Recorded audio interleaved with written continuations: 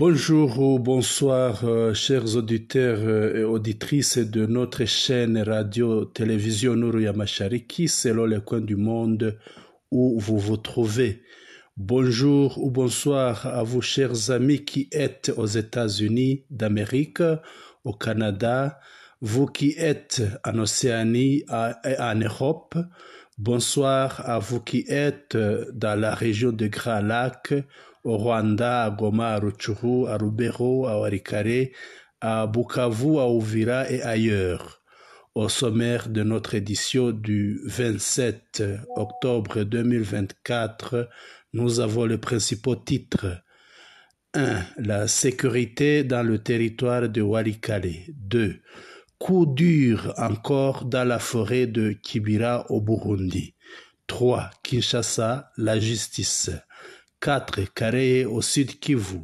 5. Moyen-Orient en Israël. Voici les développements des titres.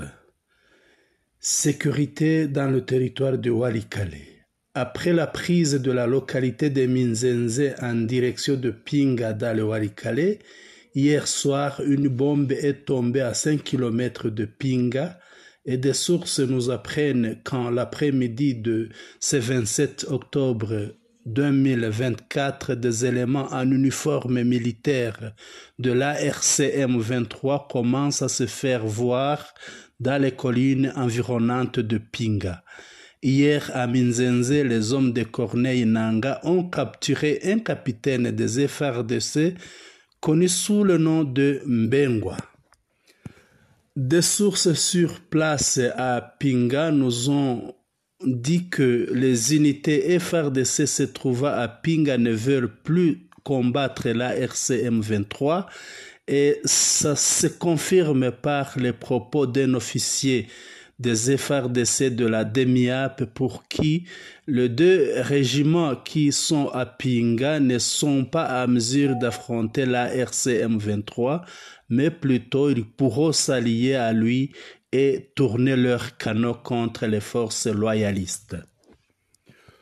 Coup dur encore dans la forêt de Kibira au Burundi. Reprise de coups de foudre dans la forêt de Kibira au Burundi? C'est probable. C'est à Cibitoke au nord du Burundi, en la nuit du samedi 26 octobre 2024, ont été entendus des crépitements aux armes lourdes et légères dans la forêt du Kibira, à l'endroit connu sous le nom de Kungaziakane, situé dans la commune de Mabayi en province de Cibitoke, c'est au nord-ouest du Burundi.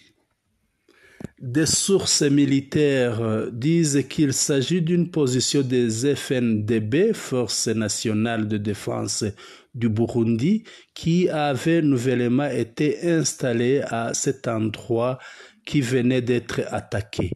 Quelques résidents des alentours de cette entité ont fui leur domicile craignant pour leur sécurité.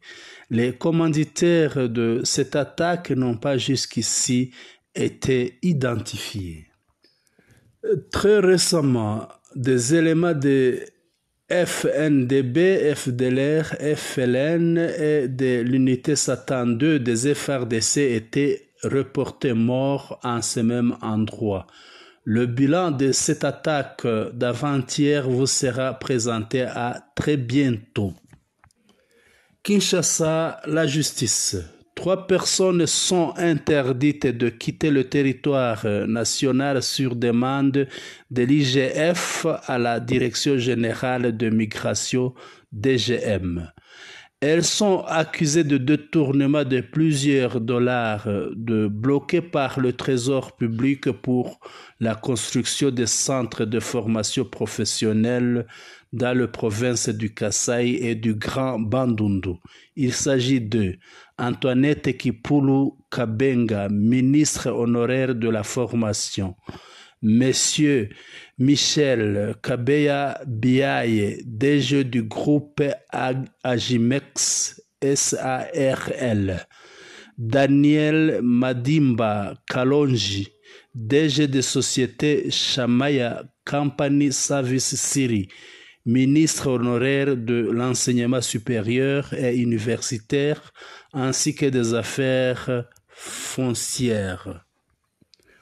Dans le passé, c'était une honte de voir ou entendre le nom d'une femme trempée dans un scandale de détournement à côté des hommes.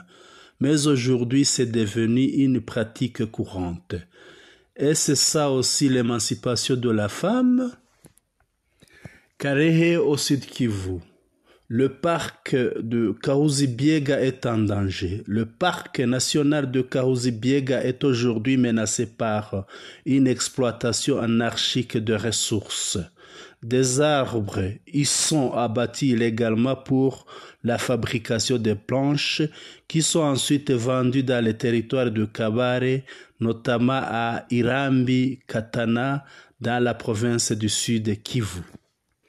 Pourtant, ce parc, reconnu mondialement pour sa biodiversité et inscrit au patrimoine mondial de l'UNESCO, mérite d'être protégé. Il abrite des espèces uniques comme les gorilles de plaine orientale qui risquent de disparaître si des mesures de conservation ne sont pas mises en place de manière urgente. Le gouvernement, par l'intermédiaire du ministère de l'Environnement, doit agir rapidement pour trouver des solutions afin de protéger ce joyau naturel.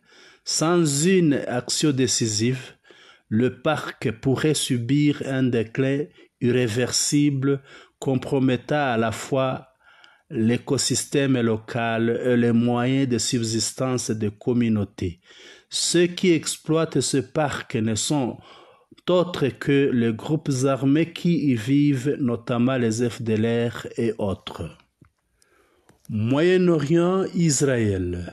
L'Israël confirme la mort de ces 4 militaires et plus de 20 blessés par la frappe de bombes jetées par les militaires Hezbollah au Liban. L'Iran garde son courage de ne pas donner une parole pendant les interviews. Les médias occidentaux cherchent à savoir si l'Iran va aussi répliquer ou il restera calme pour laisser tomber, mais avec gentillesse, pas de réponse. Les internautes disent seulement « nous sommes en douleur, rien qu'on peut dire ». Mais les autres disent que sans doute, l'Iran va frapper avec sincérité pour répondre à cette attaque d'Israël. Auditeurs, auditrices de Radio-Télévision Nour ya Mashariki, merci de suivre cette édition en langue française. Pour les nouveaux, n'oubliez pas de presser sur subscribe et ainsi toute nouvelle édition vous parviendra spontanément. Faites-nous vos commentaires aussi, car ils nous aideront à l'amélioration de ce que nous faisons pour vous. Au revoir, vous étiez avec Saint-Ham.